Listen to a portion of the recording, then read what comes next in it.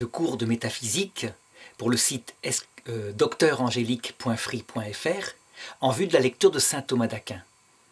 Et je voudrais maintenant aborder, donc toujours au point de vue de l'être, l'accident particulier qui s'appelle la relation. Et ce sera d'ailleurs le dernier accident qu'abordait le père Marie-Dominique Philippe. Il aurait pu aborder d'autres, mais enfin il s'arrêtait là, à chacun de continuer pour les autres déterminations. Alors je crois que là, il faut un développement particulier. En effet, dans notre monde moderne, qui a relativisé la notion d'être, qui n'a plus voulu regarder ce que c'était qu'un être au point de vue substantiel, donc depuis sa conception jusqu'à sa mort, le fait que c'est le même être qui est devant soi, eh bien on a élaboré une autre métaphysique. Par exemple, le statut de l'embryon, qui métaphysiquement est le même être que l'adulte sera, même s'il s'est actué sur certaines de ses qualités, individuellement c'est le même être qui se développe, qui est en devenir. Eh bien, pour justifier l'avortement, c'est-à-dire en fait une façon de ne pas accepter un être qui serait arrivé par accident, on a élaboré une métaphysique de la personne fondée sur la relation, à savoir que un embryon humain trouverait le statut de personne humaine s'il est dans le désir parental de ses parents. Et s'il n'est pas dans le désir parental de ses parents, alors il n'aurait pas le statut de personne humaine, il pourrait donc être avorté, il pourrait même être récupéré pour certaines expériences scientifiques, etc. À un moment donné, la législation avait un petit peu pagayé là-dessus, parce que des gens se scandalisaient que quand un enfant qui était désiré mourait dans le cadre d'un accident de la route alors que la maman était encore enceinte, donc, ou renversé par un cycliste qui roulait sur un trottoir ou quelque chose comme ça, eh bien, pour éviter que par la jurisprudence on réintroduise un statut métaphysique de personne à l'embryon humain, eh bien les mamans qui avaient perdu par fausse couche de cette manière-là leur embryon n'avaient droit à rien, aucune reconnaissance. Et donc ça n'allait pas, parce que finalement, dans une voiture, un petit chat qui était atteint par l'accident, on avait plus de dommages et intérêts que pour la perte de l'enfant qu'on portait dans son ventre. Et c'est comme ça que les philosophes actuels, qui élaborent une nouvelle métaphysique en se passant de la substance, avaient fini par dire que ce qui structure une personne humaine, c'est la relation au désir d'un parent. Alors évidemment, appliqué aux personnes âgées ou aux handicapés, on tomberait dans la même détermination, à savoir qu'un handicapé ou une personne âgée qui n'aurait plus de relation, qui ne serait plus voulu, qui ne serait plus aimé par personne, pourrait-elle perdre son statut métaphysique de personne humaine? Donc on le voit, on touche là à quelque chose de très important et d'essentiel même. Donc il faut y passer un petit peu de temps. Alors il faut remarquer que la métaphysique actuelle, qui s'est débarrassée de la substance, quand elle met le primat sur la relation, eh bien elle n'a plus besoin de la substance. Et si elle se structure comme cela, c'est parce que pour elle, fondamentalement, comme un donné absolu, nous sommes des passions passagères qui allons passer dans le néant. Et donc évidemment, inférer une stabilité dans l'être de quelque chose qui serait du début à la fin ne correspond pas au regard où toute sagesse philosophique se posant la question de la survie individuelle de la personne après la mort est rangée aux accessoires de l'opinion privée. On ne veut plus donc en politique se poser même la question d'une substance qui pourrait subsister. En conséquence, puisque cet aspect de la sagesse philosophique et puis religieuse évidemment est évacué de la réflexion, eh bien tout devient relatif. Et c'est vrai, à quoi ça sert de se bagarrer pour accepter un enfant ou plutôt un embryon, on va parler comme ça, on ne va pas parler en termes d'enfant dans cette philosophie-là, un embryon qui ne serait pas désiré, puisque de toute façon tout est relatif au niveau de l'être, et tout passe par la fin des relations au bout de 80, 100 ans quand la mort arrive. Donc on voit qu'il y a une corrélation absolue entre les parties de la philosophie, et que la métaphysique d'Aristote, qui est réaliste, a pu être évacuée à cause d'une conception particulière du sens de la vie, et donc par une volonté de pouvoir vivre tranquillement, ici-bas, sans tenir compte du fait qu'un être pourrait être quelque chose d'infiniment respectable de par sa substance dès sa conception. Au contraire, une métaphysique réaliste, alors pourquoi je dis qu'elle est réaliste? Parce que de manière réaliste, par l'observation, on voit bien qu'un embryon de quelques semaines, un œuf fécondé, possède, non pas qualitativement, non pas quantitativement, mais substantiellement, il est totalement l'individu qu'il sera quand il sera adulte. Alors certes, ça ne se voit à cet âge-là que par le fait que sa génétique est entièrement présente, ça ne se voit pas par ses activités sensibles, par ses activités spirituelles. Mais justement, c'est là que la métaphysique est importante, parce qu'elle ne fonde pas la définition des êtres sur la qualité, sur la quantité, sur la forme extérieure. Donc on ne peut pas décider, dans un regard réaliste, d'éliminer un enfant au prétexte qu'il n'aurait pas la forme d'un enfant, ou d'éliminer par exemple un grand malade, un handicapé, au prétexte qu'il n'aurait plus forme humaine. Donc la métaphysique de la substance, elle définit l'être par le fait qu'il est unifié à travers un principe de son être qui reste présent tant que son être existe. Ça, c'est au moins quelque chose de clair. Et par contre, cette métaphysique-là n'évacue pas les relations. Au contraire, elle les reconnaît puisqu'elle est réaliste. Elle voit bien que cet être, petit à petit, va avoir des relations. Mais au plan métaphysique, elle leur donne un statut qui est un statut qui n'est pas comparable à celui de substance. Donc il n'y a pas confusion entre les deux. Au point de vue métaphysique, les relations, c'est l'être le plus fragile qui soit. En effet, pour qu'il y ait relation d'un être avec un autre, il faut plusieurs fondements. D'abord, la substance elle-même, toute seule, quand elle dort, ne peut pas élaborer de relation toute seule. Il faut donc qu'elle ait développé certaines qualités, des qualités particulières comme des facultés vitales qui lui permettent de se mettre en rapport avec l'autre. Donc la relation, d'abord, implique des qualités. Donc implique que la substance ait progressé dans son développement. Et deuxièmement, il faut qu'il y ait un autre. Ça veut dire que si par hasard un être était absolument seul, eh bien, il ne pourrait développer de relation avec rien. S'il y a un autre être, alors, fondé sur ses qualités de communication, il peut y avoir relation. Donc on voit, au point de vue d'un statut métaphysique, c'est quelque chose de très fragile. C'est en fait, finalement, l'accident qui se fonde sur un accident métaphysique, qui lui-même est fondé sur la substance qui donne à cet accident métaphysique d'exister. Par contre, à l'inverse, au point de vue éthique, politique, donc dans d'autres regards philosophiques, la relation, elle est ce qu'il y a de plus essentiel. On sait bien, ce qui constitue le bonheur de la vie, c'est, disait Aristote, la contemplation du sens de la vie, et c'est l'amitié. Donc qui implique contemplation du sens de la vie, d'après lui, implique découverte de l'être premier, et puis qui implique amitié, implique un autre être humain face à soi, donc dans la relation. C'est pourquoi il ne faut pas confondre le regard métaphysique avec le regard éthique, politique, artistique, etc.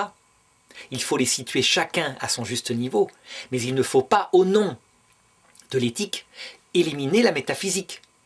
Tous ces regards-là sont complémentaires. Et ce que j'ai dit en introduction de cette leçon le montre suffisamment. Au plan métaphysique, la relation, qu'est-ce qu'elle manifeste par rapport à la substance? Eh bien, je dirais qu'elle manifeste le rayonnement de l'être dans son milieu. Comme je disais, la substance est une chose invisible qu'on induit par raisonnement, à partir de ses effets. Cependant, les effets, ils manifestent la substance. Donc les qualités, elles, surtout les qualités substantielles, comme par exemple les facultés vitales, elles manifestent la richesse d'où émane la substance. La quantité, elle met une limite individuelle à cette substance qui est un individu avec un corps. Eh bien la relation, elle fait éclater le domaine de la substance à l'autre, à l'extérieur. Donc elle en est bien comme un rayonnement. Et elle manifeste donc de manière extrêmement fine la richesse de la qualité de ce que produit une substance, source de l'unité d'un être. Et pourtant, malgré cette remarque qui est magnifique, au point de vue métaphysique, la substance reste la chose la plus fragile, la plus débile, disait le père Marie-Dominique Philippe, qui soit, puisque elle est finalement une sorte d'émanation intentionnelle, elle est réelle parfois, hein, ça on va le voir un petit peu après, mais au point de vue de l'être, c'est une émanation intentionnelle qui sort d'un esprit. Donc par exemple l'amitié, on ne voit pas l'amitié comme un être réel qui se promènerait dans la rue, substantiel. Non, l'amitié, c'est une relation impliquant réciproquement une autre relation qui répond et qui sort de l'intelligence, de la volonté libre, de la faculté d'aimer, etc., qui elles-mêmes sont produites par la substance. Alors justement, à cet égard, on peut distinguer plusieurs sortes de relations. Certaines relations sont réelles et d'autres relations sont des relations de raison. Ça veut dire qu'elles sont établies uniquement par une comparaison et n'impliquent rien de réel, de vital. Alors, qu'est-ce que j'appelle une relation réelle?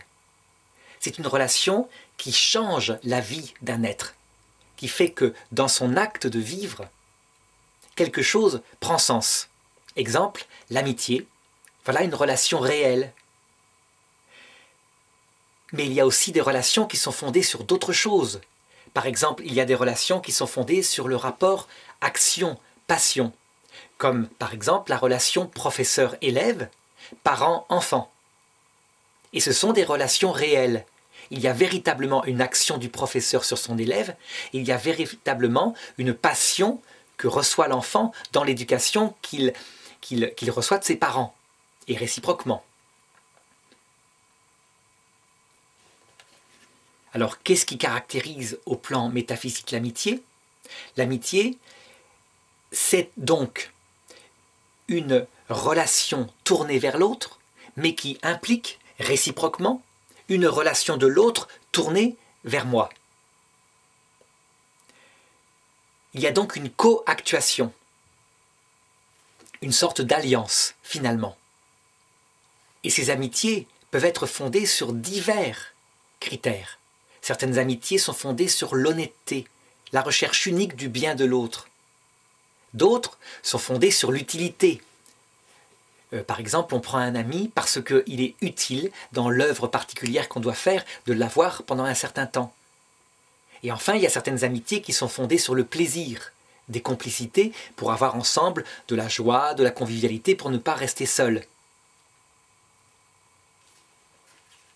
Tout cet apport que je donne là manifeste encore une fois comment, au plan métaphysique, la relation, elle est loin par rapport à la substance.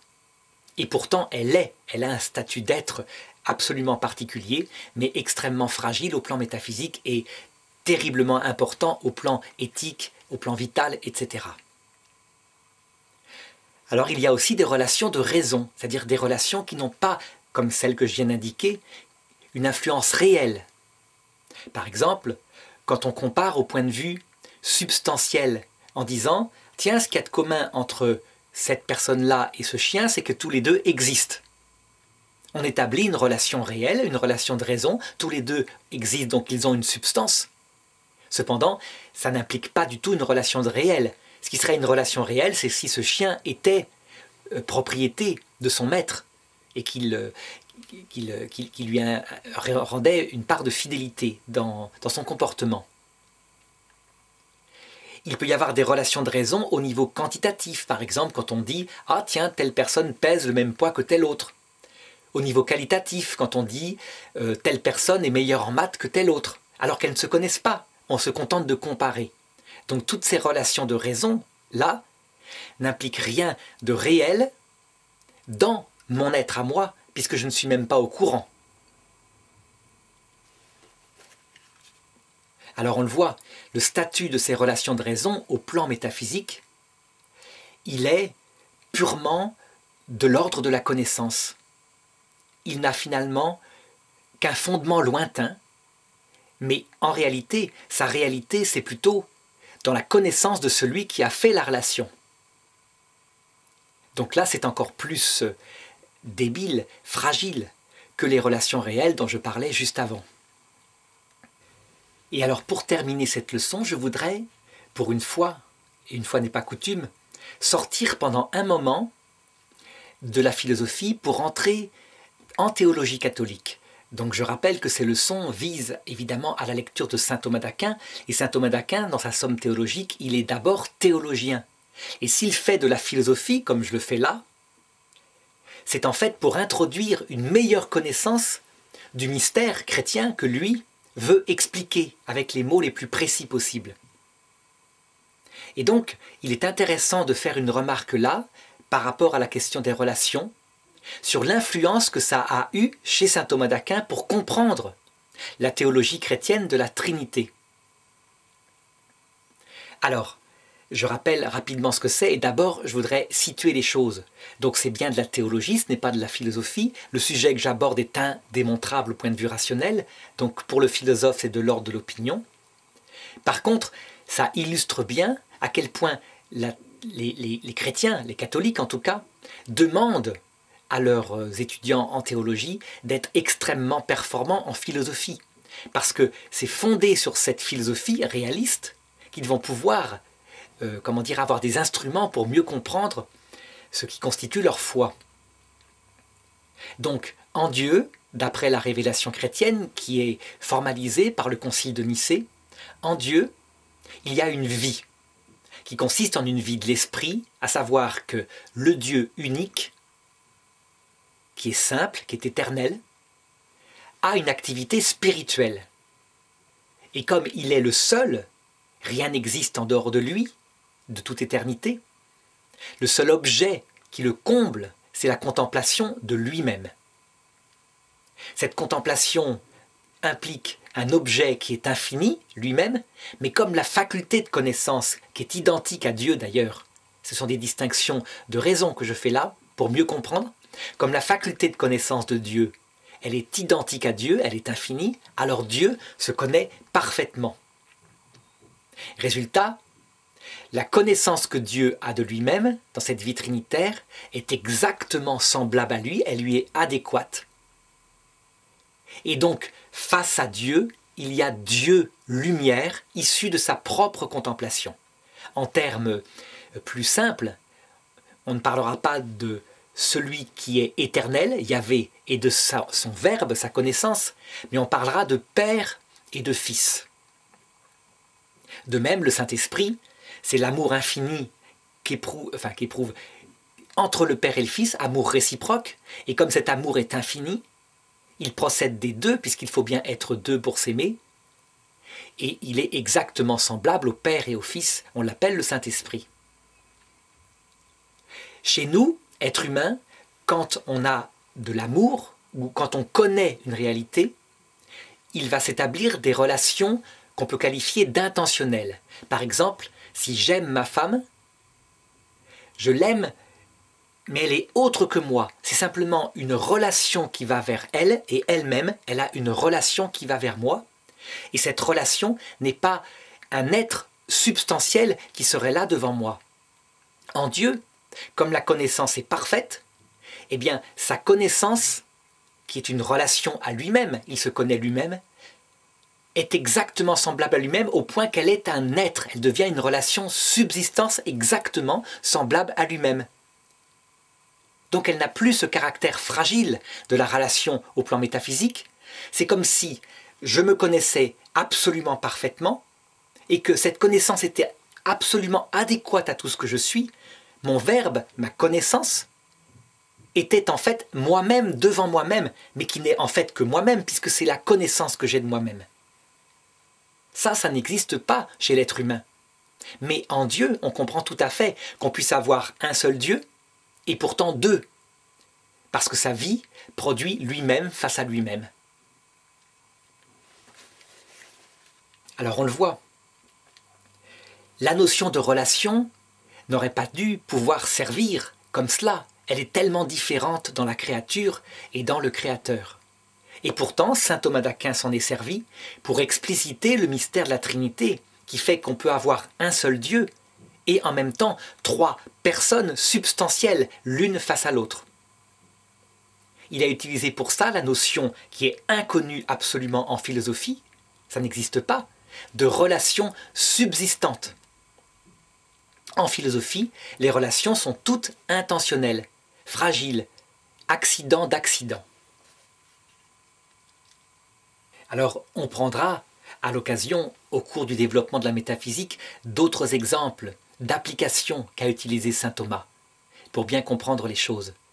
Et on verra à quel point, effectivement, il est bon pour ceux qui se forment en théologie de d'abord se donner une saine philosophie, une philosophie qui va très loin dans son approche du réel.